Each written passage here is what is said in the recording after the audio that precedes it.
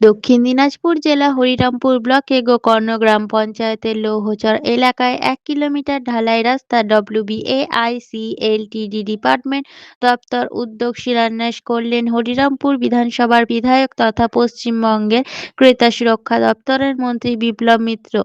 এছাড়া উপস্থিত ছিলেন বিশিষ্ট সমাজসেবী শারদুল মিত্র ও চিরঞ্জীব মিত্র ও দক্ষিণ দিনাজপুর জেলার শিক্ষা সংস্কৃতি তথ্য ক্রীড়া কর্মাধ্যক্ষ হরিরামপুর ব্লক সভাপতি ইয়াসিন আলী ও সহ সভাপতি মনোজিৎ দাস ও পঞ্চায়েত সমিতির সভাপতি প্রেমচাঁদ নুনিয়া, গোকর্ণ অঞ্চল সভাপতি শহীদুর রহমান সহ অনেকেই। এ বিষয়ে রাজ্য ক্রেতা সুরক্ষা দপ্তরের মন্ত্রী বিপ্লব মিত্র বলেন, আজ 1 কিলোমিটার ঢালাই রাস্তা শিলান্যাস করা হলে এলাকাবাসী উপকৃত হবেন।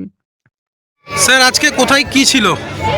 আমাদের আজকে গোকর্ণ অঞ্চলের পূর্ব লৌহচরে সেখানটায় আমাদের নাকাহার মাঠ থেকে সেখানটায় লালচাঁদ সিংয়ের বাড়ি থেকে সদানন্দ সিংয়ের বাড়ি পর্যন্ত 900 মিটার একটা রাস্তা, সেটার আনুষ্ঠানিকভাবে আমরা উদ্বোধন করছি।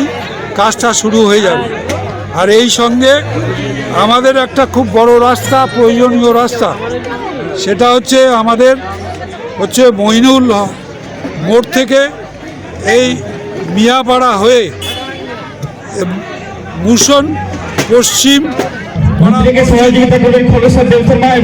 পর্যন্ত আমরা এই রাস্তাটা আমরা করব। এটা